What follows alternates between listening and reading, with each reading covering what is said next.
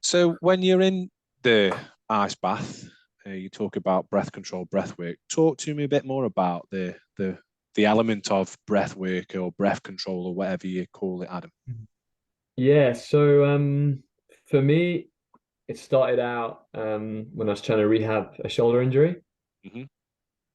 and it was one of those injuries where it just took so long to actually find out what was the problem. And I had one really good physio who suggested that I was breathing too much from my upper chest and that might have been causing the problem. Yeah. And I think I mentioned it to my mum, and she suggested I went to her yoga class, which at the time was I was, I was not convinced, to be honest. Let's say that. But I went along anyway, and yeah, just got truly humbled, really, by a room full of women who were way stronger than me at that practice. But yeah, so for a guy who lifts weights and um, does like extreme sport, it could have gone one of two ways, really. That can be a big hit to the ego and put you off forever, or what I think is the kind of the athlete mindset is you kind of get humbled at something like that. You realize maybe there's a lot to learn here. Mm. And I was really interested to see what I could learn from it, if it would help my shoulder get better. And then yeah, like and beyond. And yeah, my yoga practice has continued ever since. I actually teach now. But the whole time I think, it's breath that got me into it. It's the breath that is still the most important part for me. The thing I'm most interested in, the most keen to share.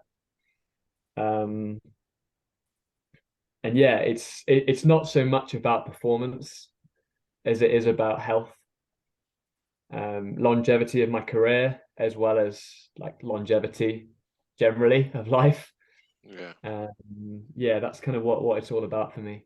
So, in terms of controlling the breath, then, what are, for the listeners, some of the sort of quick, off the top of your head benefits to controlling your breath? Yeah, so I mean, breathing's one of those things that it's automatic. So when you tell people you're a breath teacher or a breath coach, whatever, they're like, I well, can I, can remember that joke. It was about David Beckham listening to a podcast or something. What you're listening to? Oh, it's just Victoria telling me to breathe in and breathe out. It's like that kind of thing, isn't it? Where people talk to people, and it's like, well, what can you do with other than breathe? But there's a lot that you can do. mm, exactly. There's so much to it, and what I teach, we look at three different things. We look at the biochemistry of breathing, the biomechanics, and the resonance, the pace of the breath. And we're trying to influence all of these things. Now, certain breath practices may only look at one of those things. And for a true intervention to really be successful, you need to consider all three. The foundation of all three of those things is that we breathe through the nose. 24 hours a day at rest, and then yeah, as much as possible as well during exercise. Now, last time we spoke about this, and I was talking about the small hack you can use to get the guaranteed nasal breathing during sleep, which it's very simple. You just tape the mouth shut. A few different ways of doing it. Small piece, like a postage stamp size piece, just across the middle of the lips. You can go all the way across as well if you're comfortable doing that. Ben said he was going to try it after we spoke last week, and I'm curious to hear how he got on. I didn't try it. I will admit I didn't try it. It's only because I mentioned it to my wife and I said, look, he's talked about taping mouth shut when you sleep. And she looked at me really funny. first of all, admittedly. And then I tried to explain to her the benefits of doing it, and obviously didn't come across as clear with as you have about the benefits behind it. So she kept on looking at me, and then when I pulled out a roll of Gorilla Tape, which is like heavy duty tape you'd use to hold pipes together, she just said, "You're not getting into bed with that on your mouth." So it is still something I want to try. And I think what I have found actually since our last discussion was I have been more aware of the fact that I do breathe an awful lot through the mouth. And we messaged after last failed attempt to record, and I said I do have sometimes quite poor sleep quality. But one of the things I have found is that I'm more aware of the fact I'm actually trying to breathe more through the nose. And I went for a walk around the woods the other morning because I didn't have time to do exercise and I wanted to get a bit of space before work. And I went for about a 20-minute walk, and I deliberately just was breathing through my nose for the whole time. I don't know if I felt any difference, but I guess it's not one of the things you would feel an immediate difference from, right? Yeah, Or should possibly you? not. I mean, you may not feel different for going for a walk and breathing through your nose to how you felt before you went, but you might feel different to had you have done that and not been so conscious of your breathing. If you monitor or track anything with like Garmin or a Whoop or like whatever you use, I'd be really interested to see that kind of data. You might find that your heart rate variability is higher because you're less stressed. Really simple way to think about these things is, if the mouth is open, that's a sign to the brain from the body that you're under threat. So if you can keep the mouth closed and sustain your nasal breathing, you're way more likely to keep your body in that parasympathetic rest and digest state. So breathing through the nose, for me, I find it quite difficult because I get, this sounds really revolting, when I run, a lot of mucus and snot up my nose. I know it sounds revolting. But how do I combat that if I'm running? Because I do get a lot, and that does result in me being not unable to breathe through my nose, but difficult to keep breathing through my nose. Like today, I went out for a run, and I knew we were going to do this podcast again today, so I thought I'll try it. And because of that, it was quite difficult. Is there any tips that you could suggest for that?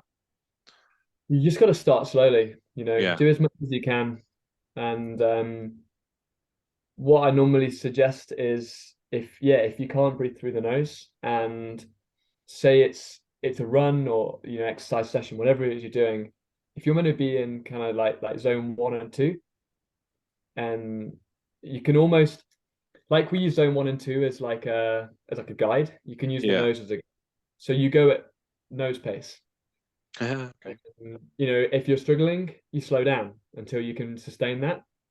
Now, it might feel like you're taking a step backwards, but when that nasal breathing catches up, you'll take 2-3 steps forwards. Yeah.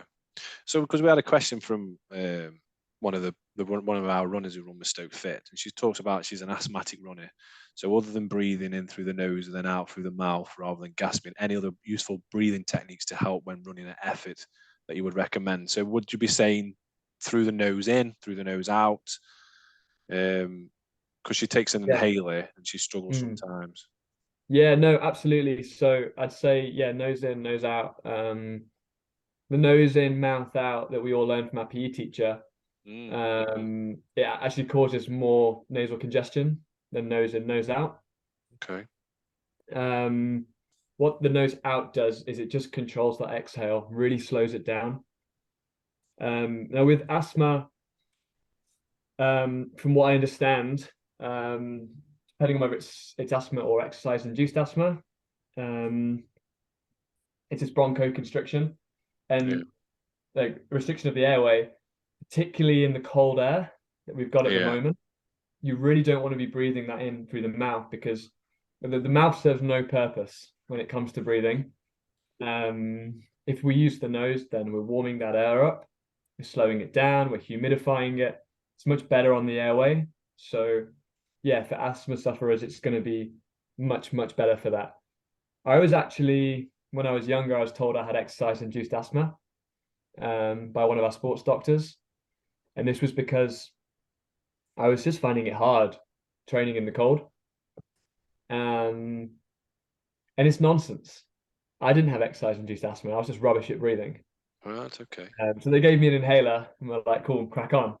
And yeah, I wish that there was a bit more awareness and a bit more education around this stuff, because I could have learned this years ago if there was. And yeah, I definitely don't have exercise-induced asthma. I've got no need for an inhaler. What I was suffering from was this constriction because I was gasping this cold air in. And it makes sense. It makes a lot of sense until you've actually said that. The mouth is function is to talk and to eat and like say digest. Whereas so the my nose teacher is there. Patrick, he explains it so clearly. The nose is for breathing, the mouth is for eating. Yeah. Right. I shared a post recently on my TikTok and how just I've been kind of fascinated by it lately. This like nasal breathing, as though it's this new trend, this new fad that everyone needs to try. And like it's not. It's normal breathing. Nasal breathing is just breathing. It's how we're supposed to be doing it. I mean, it's interesting because I remember having two kids, and they, when they're born, you go through like your NCT classes and the doctors and stuff. And actually, I googled this between the last failed episode and this one. I've got it here. So young babies don't develop the reflex to breathe through their mouths until they are 3 or 4 months old. And in children, mouth breathing can lead to microtraumas of the tonsil and adenoids, causing them to enlarge and restrict the airways. So that is go right back to when we're born. We don't actually breathe through the mouth. It is all through the nose. Yeah, and a lot of these problems, I mean, you can obviously you can be predisposed to asthma genetically and allergies and things like this, but a lot of this stuff doesn't come out until kids are a little bit older, around the age of 4 or 5, I think, for most people. So yeah, we're all, majority of us are born breathing perfectly. You watch a baby breathe, it's like the whole thing inflates. Like, biomechanics are great. It's using its nose. You know, the same for movement as well, right? Like toddlers, like perfect movers, like the perfect squat, all of that. And it's unlearned as we get older. We spend too much time sitting in chairs, eat too much processed food, talk too much. It can be looked at for so many things, can't it? The fact that as we get older, we try and think that we're going to be better at things by making changes, but we're born in the most perfect natural form of breathing the right way. We don't wear shoes. We're not intended to necessarily wear shoes. So there's books like was it Born to Run, where they study you know, the way in which we're supposed to be running. We eat processed foods, but there was no processed foods back when man was first created. So we're doing quite a lot of damage to ourselves, aren't we? Yeah. And these processed foods, it's not just wreaking havoc with our gut and what's going on inside. It's like the actual development of the jaw as a kid, which obviously is then affecting the development of the airway as a whole. Yeah. And that's why this in some people, in some individuals, this mouth breathing starts is because the airway is not big enough to breathe through the nose, so the mouth has to open. So we've got to start closing, and like people see little changes in the shape of their face from correcting their breathing to be more functional and through the nose. So in terms of breathing practices, obviously you've talked about taping your mouth when you're sleeping, and are there breathing practices which you do regularly away from that? And are there things that the listeners, if they were conscious of their breathing and wanted to see if there's any improvements they could get for their health, they could go away and do after listening to this show? Yeah, I mean, I'm a big believer in the work that I'm doing in breath now is about education. And, you know, I feel like I'd love it if everyone just knew how to breathe in any given situation. Maybe it's to create a certain state. Maybe it's to relax. Maybe it's to upregulate. So yeah, what I teach is education, and the idea of it being that you don't need a breath practice. You know, people find it really difficult to commit to these things. 20 minutes a day of this or that, you know, or it's meditation or whatever that might be. You know, these habits tend to drop off. So what I'm trying to do is teach principles, teach mechanism, so that you don't need the breath practice, but you're just breathing better 24 hours a day. And yeah, I mean, the ways to start is to just, as you've done, start to pay attention to it during the day, go out for those walks, just check in regularly. We all need the cues. We all need something to trigger that thought. How am I breathing right now? When you're having that thought more often, you know, it just snowballs until, yeah, I mean, for me, I'm thinking about it a lot, probably too much. Are you thinking about it now then, Adam, with your breathing? Yeah, breathing and speaking is something that I find really difficult. Okay.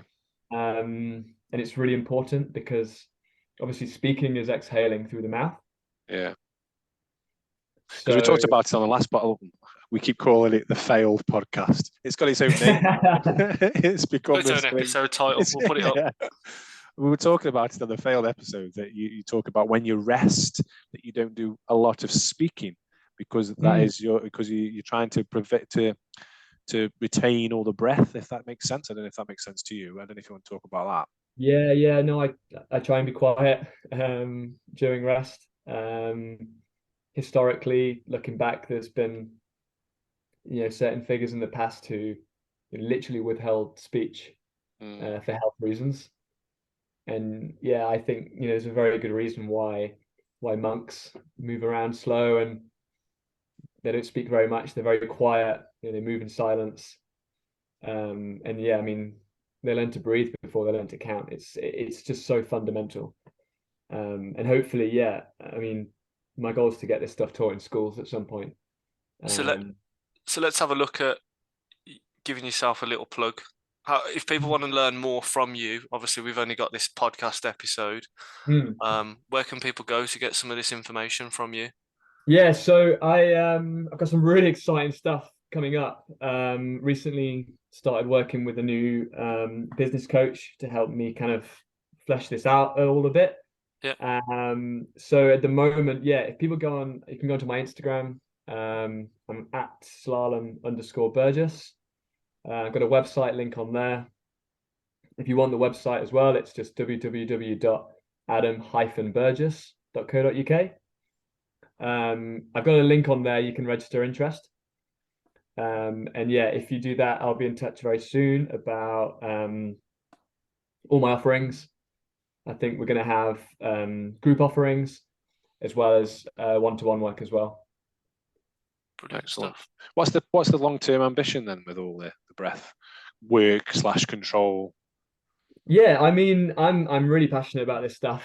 Can clearly see, yeah.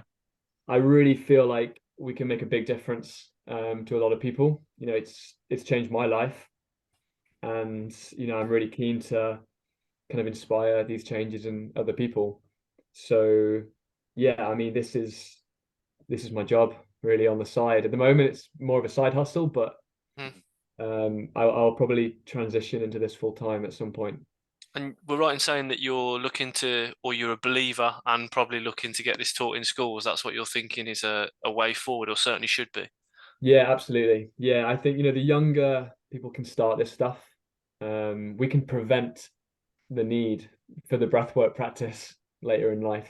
You know, giving people the tools to not be as predisposed to things like anxiety, panic attacks, allergies, asthma, all of these things.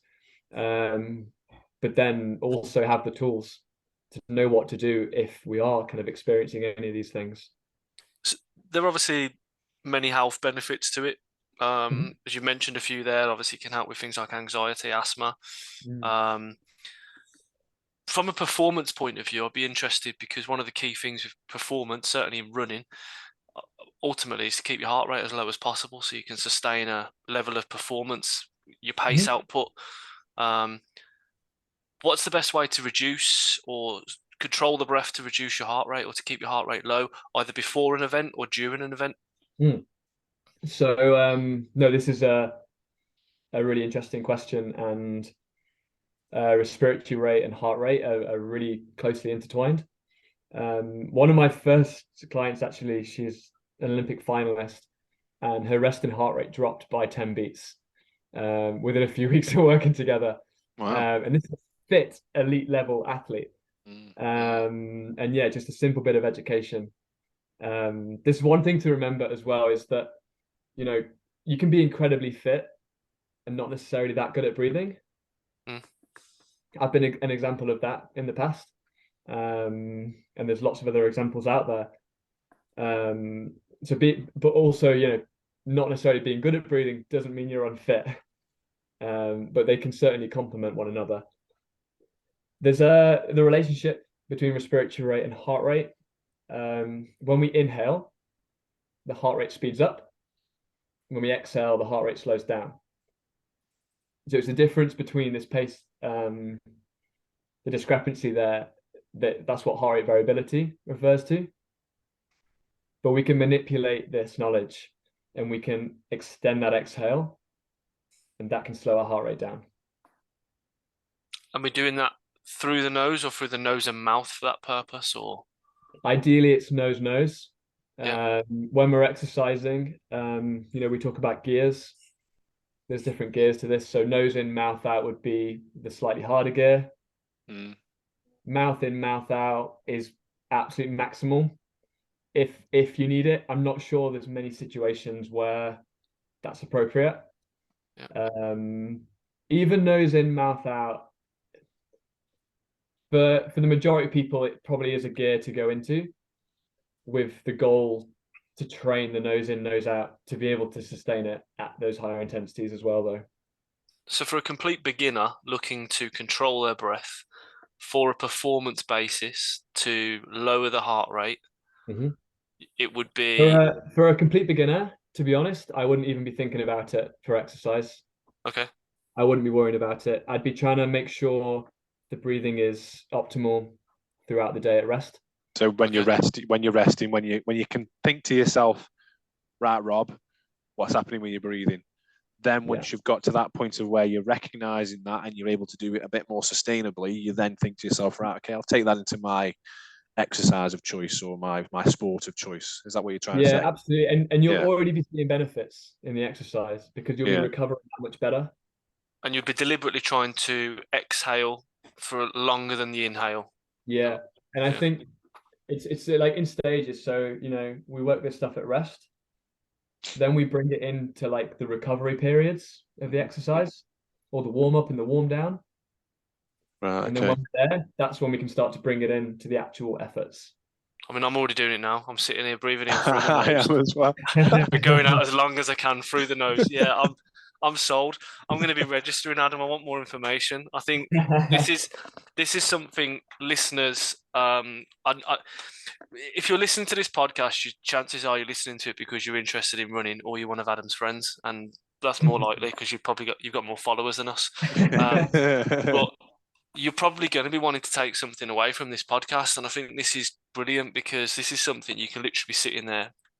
You know, whether you're on the bus on the way to work, or you're sitting in the car driving to work, or walking down the street, or lying in bed, sitting on the sofa, you can be practicing this, or, you know, working on that and becoming aware, and you're already making strides in improving your health and also potential your fitness levels.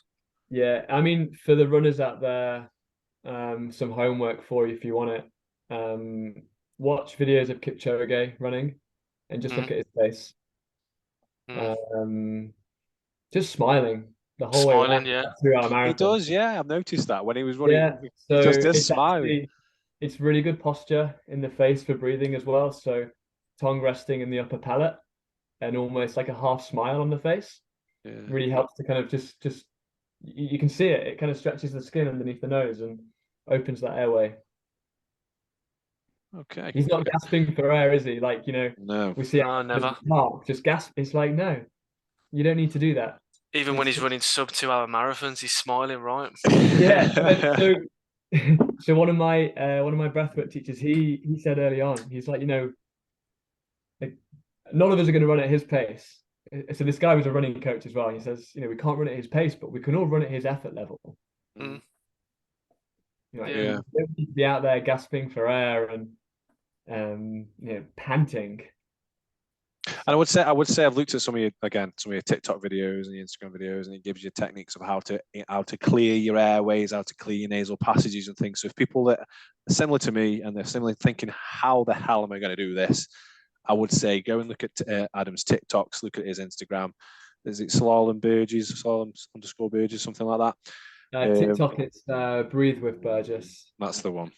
So yeah, there's loads of. Rob. I know. Well, I know the Instagram one. So there's loads of stuff out there that you can have a look at. So do that and find out what you can do with your breathing.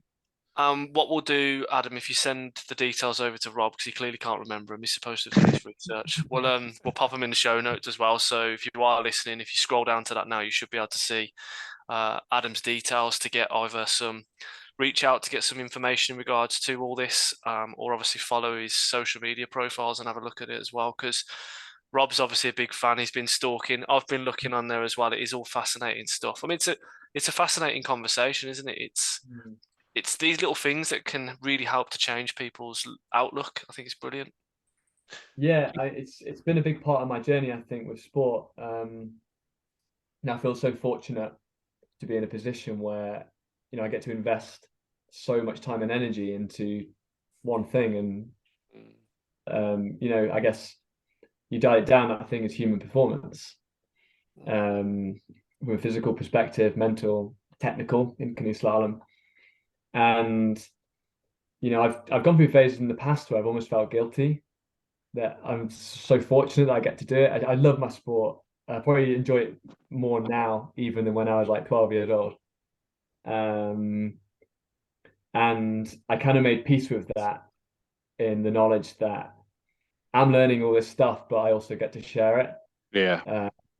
And I've gone out there and studied more and done the kind of what I need to do in terms of qualifications, insurance and things, and the breathing is the main thing for me at the moment. But we as athletes, we you'll get it as runners as well. Everyone has a different entry point into these things, but it can be the gateway to better health all round. So do you see yourself in a few years, not a few years time, because hopefully your career is a lot longer than that, but in terms of stepping away from canoe slalom competing, do you see yourself as maybe being a coach to future Olympians? Obviously, we talked about the teams behind people these days, being someone that could actually help people to improve their performance by being a breathwork teacher. Yeah, I'm not sure who my client would be when I step away from sport, but certainly, do you see myself in that teacher or coach role? Certainly breath work, probably holistic health as a whole eventually. Trying to keep it a bit more simple for now. Whilst I'm still an athlete, I probably will just be teaching breath. And then, when I transition out of sport, maybe I'll broaden. But I'm not just keen to work with athletes. This stuff is for everyone, for sure. Yeah, good. Yeah, good stuff. I'm keen to talk a bit about your running, Adam. Run a running podcast. Yeah, absolutely. What's your history of running? Have we got one? So you know what? I actually went out on not much of a run, but I ran today. I wouldn't say I went out for a run. Let's say I ran. I did my first pain-free kilometer in a very long time. I historically have never got on with running. I always hated it. I had a coach years ago that was quite into it, and it was just misery for me, absolute misery. Since relearning myself how to breathe and wanting to teach that some more, wanting to progress myself, I got into it, and I was really enjoying it. But I guess I've gone from doing no running to, it was when I came home from the Olympics, I think it was a bit of an outlet for me. I was running 3 or 4 times a week. And as you can imagine, as a canoeist, not really training legs, I'm a little bit top heavy. I'm also kneeling in the boat and have been doing so for almost 20 years. So knees, hips, ankles, not in great shape. So yeah, that was fairly short-lived for me, but hopefully I'm starting to. I've been doing a lot of work, a lot of rehab in the gym. So when you say pain free, I know a coach if you need a running coach. He's pretty good. He's a Who's dodgy that? brummy lad. That's what I get told, by the way. I'm a dodgy brummy lad. Adam, don't listen to him. Don't listen to him. I'm working wonders with some great runners at the moment. And When you me say included. yeah, he's getting there. When you say pain-free run, what's the problem? I'm not about to spend the next 20 minutes it's been trying a to knee issue for diagnose. me. Yeah, it's been a knee problem. It's like an impact thing. So particularly running downhill. Yeah. I was pretty good going uphill. But yeah, like flat or down, I was really struggling. But I've done a lot of work, and I'm Is gonna that stop. because of the position in the canoe, do you think, or? Almost certainly, yeah. Yeah. So I'm just gonna build back up slowly. Yeah, good. As I say, I was getting really into it, and yeah, kind of it was like extra. It was additional to the training that I was doing. I kind of saw it a bit more as like more of like a headspace thing than anything else for me. But yeah, and I think we had a bit of a chat. You wanted to hear my story about not turning left. I saw a post on your Instagram story about Yeah. somebody, I think a message Oh, between yeah, you running, and a yeah. friend or something. Yeah, the take me to church story. There's a World Cup almost every year in this beautiful town in the Spanish side of the Pyrenees called La Sella de Gel. It's where I won my Olympic spot as well. But there's a church you can see on this mountain from our hotel and from the slalom course. It's about 5K up and 5K down. And it's pretty steep. And not being a runner, I'd never done it before. Until we were there. After I started, I was like, I've got to try this church run now. I'm a runner now. But it was literally it wasn't long after I'd come home from the game. So yeah, it might have even been the first run that I tried. And essentially, yeah, I accidentally ran 12K up a mountain because no one told me to turn left. They just said, just keep going. And yeah, there was a search party out, and it kind of happened because I was kind of stuck between the fast group of my teammates who also run, but I was a bit faster than the slower group. Like I've got the lungs for it, just not the legs. But I mean, when they were searching for me and when they were shouting from the top of the mountain, and like one of the jokes was, well, he's not going to be able to reply, is he? Because his mouth's taped shut. And yeah, I basically ran to the next town, and I could see the church like so far below me before I realized I've gone too far here. And I knew it was 5K, but I wasn't wearing a watch. I didn't have a phone. It was pretty miserable, but I was like, I'm not sure I like running, so I could have been going 20 minutes, and it just feels like 2 hours. Scarred for life after that experience. And yeah, I have been. And actually, I've since been back up there, and I've done it properly. And I've also, I think the third time I ran, I managed to go the wrong way again. And yeah, it turned into like a run/boulder session to get to the top in the end. You stick to your whitewater, Adam. I think you're doing great at it, mate. I've just got one last question for you, Adam, before I think Ben's got his little bit of a quiz to end on. How often do you get back to Stoke? Yeah, I get back as often as I can. Probably not as often as I should, really. To see. This isn't a question from your dad, by the way. This is a question from me. We've actually Stone Canoe Club have actually hosted a series of winter slaloms. There's 3 of them. They do it every year.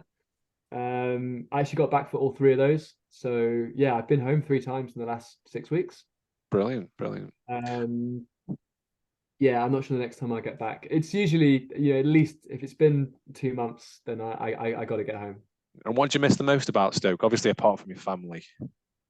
Not the football team. Not the football besides team. family, yeah. We say family first because I've got in trouble before. Yeah, for definitely family instantly first. answering oatcakes to that. I was instead going of- to say, I knew you were going to say oatcakes. Ben's not sure about what oatcakes are really and what he can have on him, but I knew you were going to say oatcakes. That's why I asked the question. Yeah, definitely. Oatcakes. Well, not at the moment. So you're a Stoke City fan. For the people that don't know, Adam's a Stoke City fan. Yeah, big time. Yeah. Go on then, Ben. I'll let you finish off with the quiz. The quiz. I've developed a quiz. You're going to enjoy this one. We've got 3 minutes left. Are we going to get it in the 3 minutes? Yeah, we'll try. We'll try. Go on, we'll try. Go on then. Well, it's going to ruin it if we don't get it in 3 minutes, but we'll try. Here we go. So what we're going to do, we're going to play canoe or runner. Canoe or runner. So I'm going to ask you in turn. I'm going to give you the name in turn, and you're going to tell me whether it's a canoe slalomer or a runner.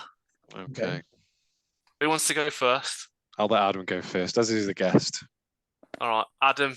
Is this person a canoe slalomer or a runner? I should know this. Eliud Kipchoge. Runner. I knew I should have gone first. I knew that one. Hang on a minute. We're starting easy. So that's 1 to Adam. If I don't know the name, then I'm going to guess runner as well. Tactics. Rob, is this person a canoe slalomer or a runner? Adam Burgess. Ooh, that's an hard one. Canoe slalom. He's not a runner. We've established that. We established that. Both now. Adam, is this person a canoe slalomist or a runner?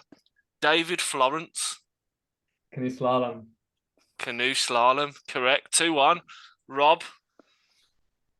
Mallory Franklin. Runner. Oh no, is it a canoe slalom? I'm trying to read Adam's face as well. Olympic silver medalist from Tokyo. There we go. Adam, is this person a runner or canoe slalom? Claire Duck. Runner. Good. 3-1. Rob. Steve Prefontaine. Runner. Yeah. See, Adam knew. He's got it. Yes. Adam, let's give you Sammy Wanjiru. Runner. Got it. One more for me. Go on. One more for you. Rob. Winner takes all. Winner takes all. Yeah, so if I get this one, I win. Jessica Fox. Canoe slalom. Got it. Ah! Got it. We'll call it a tie. We'll call it a famous canoe slalom athlete. So I imagine that's probably a guess still. It was very much so. Very much so. I think we've got less than 1 minute to go. So what I'm going to do is say thank you very much for joining us, Adam. It's been really enlightening, and I'm sure if people want to get more information, they can go to Instagram and TikTok and email. We'll put all the details on there, and we will see you when you win a gold in Paris. Awesome. Thanks very much for having me, guys. Cheers, Thank you, Adam. Thank you so much. Good luck. Cheers.